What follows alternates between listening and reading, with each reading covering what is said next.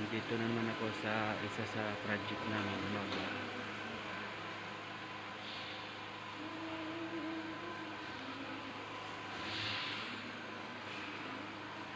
magre-revisit na naman tayo. Ito yung ground floor area. Ayan.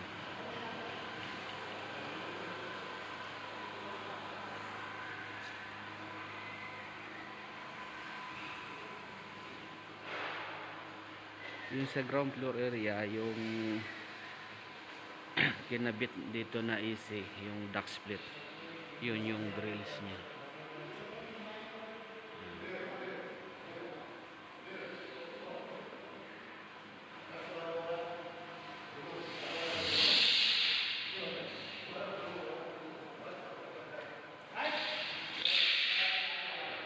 At dito naman po yung machine nito,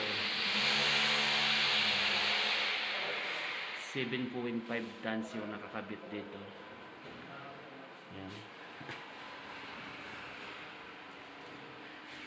Tapos ito yung gas room, yung nakakabit dyan, split. Yan. Yan, may swimming pool.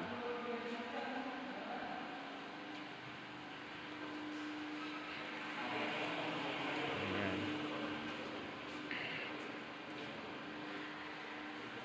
Dito naman, duct split din yung nakalagay sa hall nito.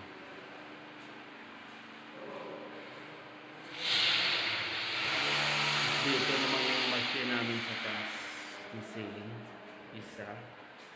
Yung pangalawang machine dito, 7.5 tons din to lahat.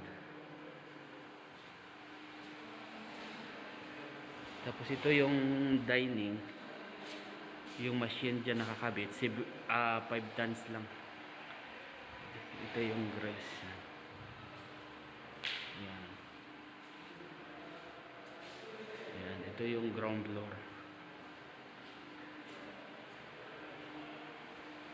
Yan. Ito yung swimming pool. Balid. Nakaganyan yung design syempre. Okay. Punta tayo sa basement na naman. Ito yung basement area.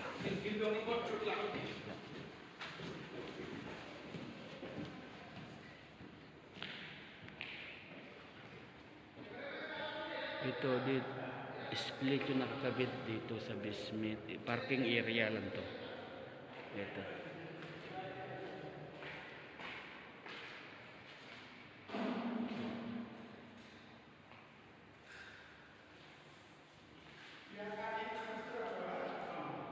Dalawang tritan dito sa parking area.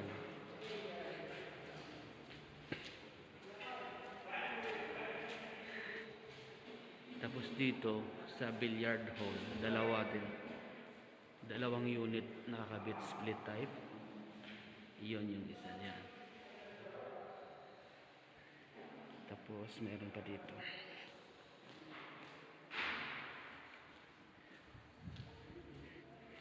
Ito yung cinema area. Nakakabit yung split.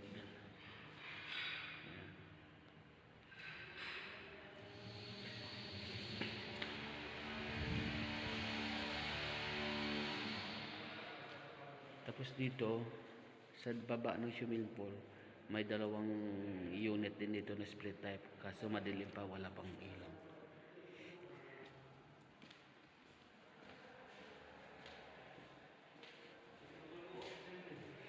May storeroom dito sa kitchen.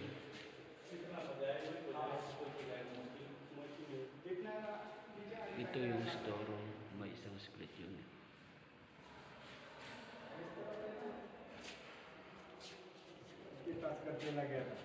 Touch करते ये साइड है Ito yung kitchen. इसमें टच कर देगा अच्छा लगेगा Kitchen sa basement, may dalawang unit din na split. Okay. Akyat naman tayo sa first floor. नहीं तो थोड़ा बाद में आके भरना एकदम मुश्किल नहीं है ऊपर नहीं गया हाँ,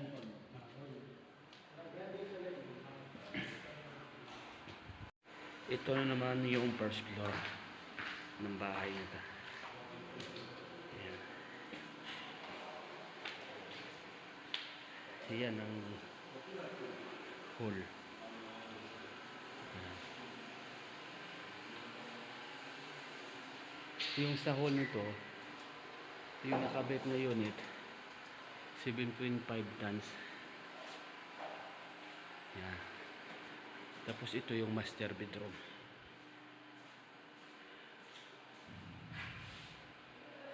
Master bedroom, 7.5 tons din yung nakakabit dito.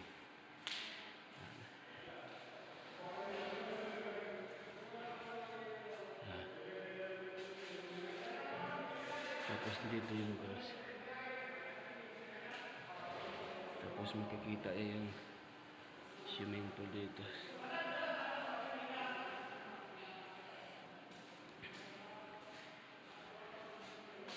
At ito naman yung dress room ng master. Yan. Ito yun. Dito naman yung nakakabit yung machine namin, 7.5 tons din.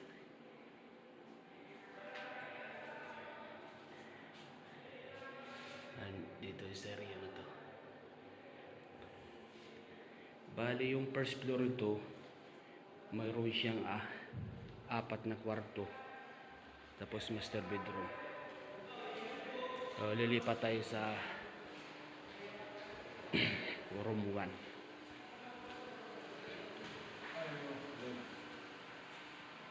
Ito yung room 1.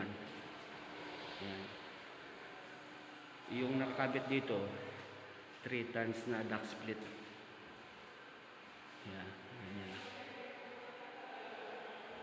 Malinis talaga tingnan pag naka duct split yung unit. At dito naman yung machine. Yun ang machine sa loob na ceiling. Yan.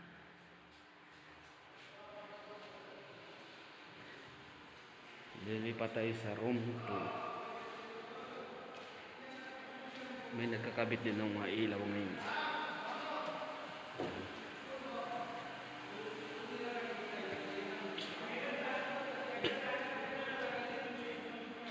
Ito naman yung room 2. Duct split din yung nakakabit dito. 3 tons yung capacity.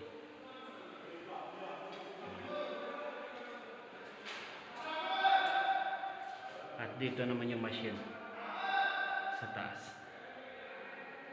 Tapos lipat tayo sa room 3.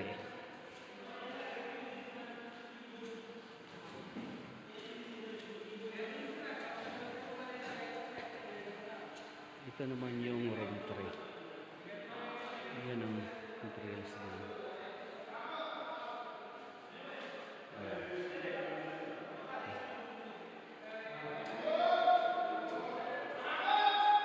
Yung room 3, dito yung machine niya sa loob. Bali yung unit namin dito, nakakabit na lahat yung split sa duct split. Bali yung hinihintay na lang nito yung magkaroon na ng power supply para ma-start up na yung lahat na unit. Ito yung room 4.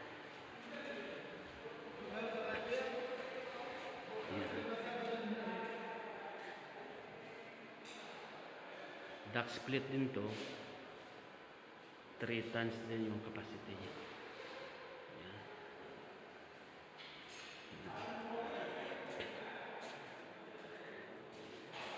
At nandito naman yung machine.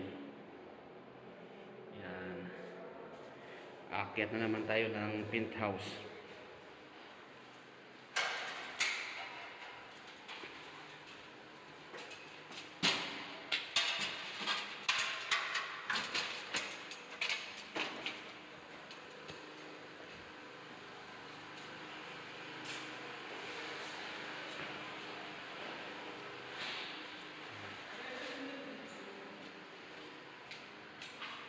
Kaya tumatay ng penthouse. Ito naman yung penthouse. Yung sa lobby, split unit.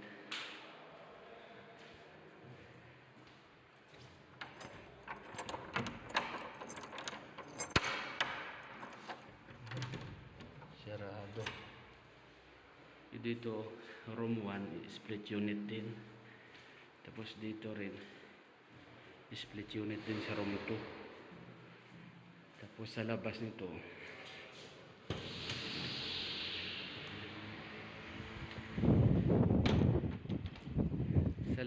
mayroon siyang laundry saka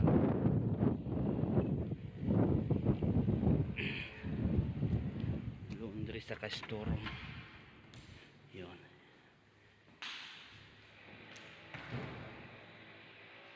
Ito yung store.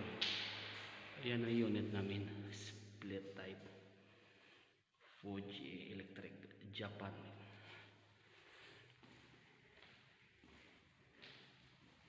Ayan.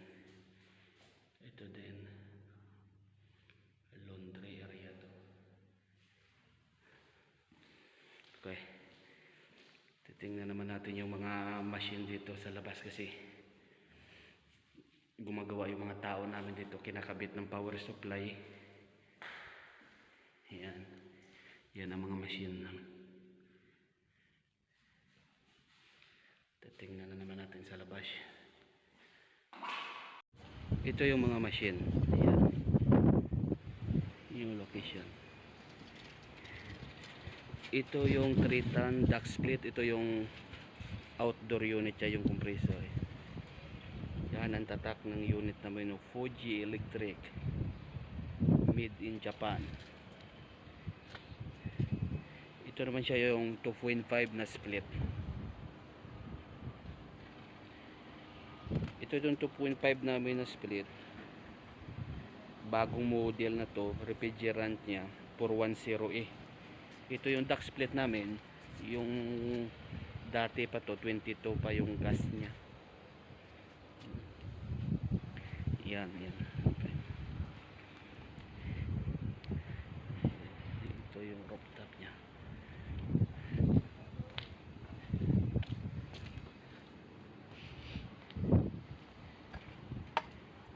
Ito naman yung Triton sa basement to na unit, bagong modelo. Ito yung compressor outdoor unit na 7.5 tonner. Refrigerant niya nito 407C. Yan, ito siya. Ganyan kalaki. Yan. Tapos ito yung Triton na split unit sa basement dito. Tapos ito duct split unit sa first floor area na naman to. Punta naman tayo sa kabila. Malakas yung hangin dito sa rooftop. Ito yung dome na swimming pool.